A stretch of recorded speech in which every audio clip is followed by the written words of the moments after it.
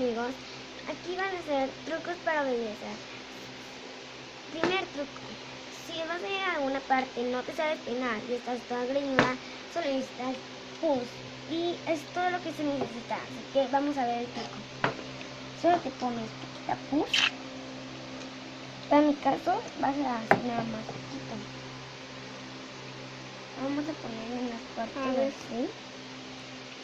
Vamos a ponerlos así, para atrás, para los lados. Vamos a enchinar. Y solo espera un minuto.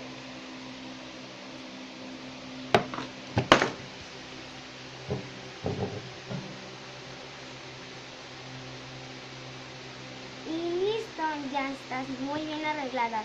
Vámonos. Bueno, el segundo truco para belleza, para todo se necesita pus.